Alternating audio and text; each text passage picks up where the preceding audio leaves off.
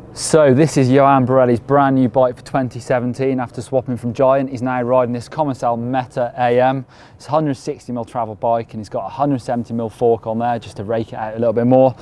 I think definitely a pattern I'm seeing with these bikes for Andes Pacifico is big tyres and big brakes. So we've got these Hutchinson Toro, real chunky tyres, and Sram guide brakes with 180mm rotors front and rear.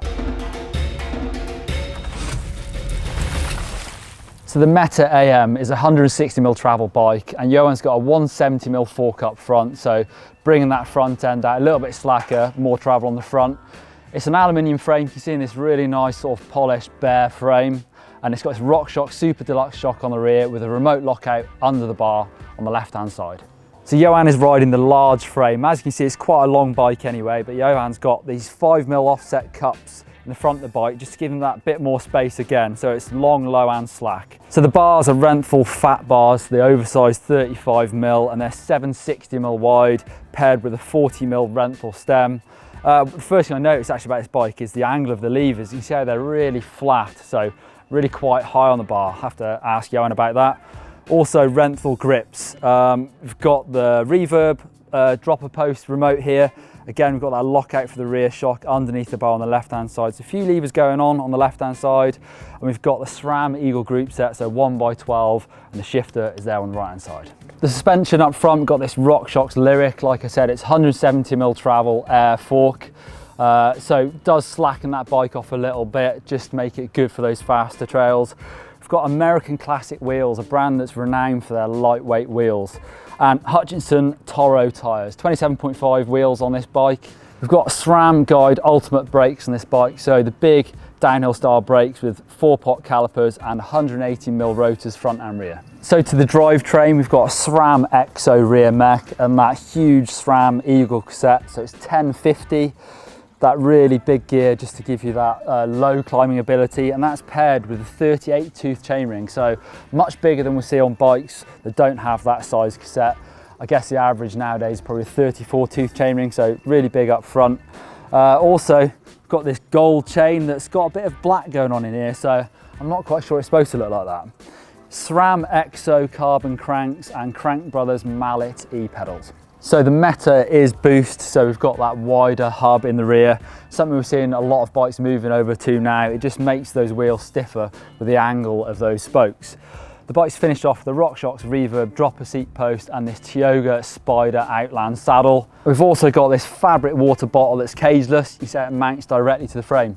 So let's have a chat with the guy himself and ask him about his bike. So Yoann, brand new bike for you this year, change of sponsors. Does it take you a long time to get used to a bike? I'm still trying to figure it out. Yeah. No, it was quite a big change for me because I changed the frame, the wheels, the tires, the handlebars, the seat post, the saddle, yeah, pedals, everything. So it was quite a big change for me, and the first time that I jumped on the bike, I was kind of lost. Yeah. And then it's starting to come back. I'm getting used to, and it's different bike than the Rain, but it's perfect, I like it. So I guess we're still pre-season, we're at Andes Pacifico, well, first race of the year. Yeah. Are you using this as a test, or is this, you're just trying to go fast as you can straight away? Totally, it's totally a test because, you know, sometimes you feel that you are good and you are feeling well on the bike, but you don't really know if it's actually efficient or not. Yeah. So on Andes Pacifico, we have 5 days of racing, a lot of stages, so it's perfect. Like you can do one stage, change a little bit some stuff on the bike, then do another one and see if you improve a little bit and see if your feeling are actually right. Yeah. So yeah, for me it's a big test, and see how it goes. Yeah, so one thing I've noticed about your bike is the brake levers. Why do you run them so high? Is there a reason for that? So there is a reason. So I'm going to show you. Yep. So what I figured out is that when you ride with the levers normal, like that, you actually use a lot your thumb to hold your handlebar. Yeah. So when you force and use a lot of energy to do that, you get arm pump. Yeah, okay. So for us in Enduro, after 10 minutes, you have arm pump. Trying to take some weight back off the handlebars. Exactly. And if you put your hands a little bit more flat, you use more the palm, the entire hand, to just like rest on the handlebar. So I actually ride like that. It put my body a little bit higher, so I'm looking a little bit further as well. And yeah, it's another style of riding, but it works for me. Makes perfect sense.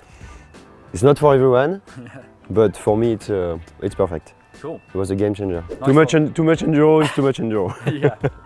Never go full enduro. Take his advice. If you click on this GMBN logo, you subscribe to GMBN and click down there for an enduro video with Martin Mays and click over there for a pro bike check with Josh Carlson. And if you like my bike, give me a thumbs up.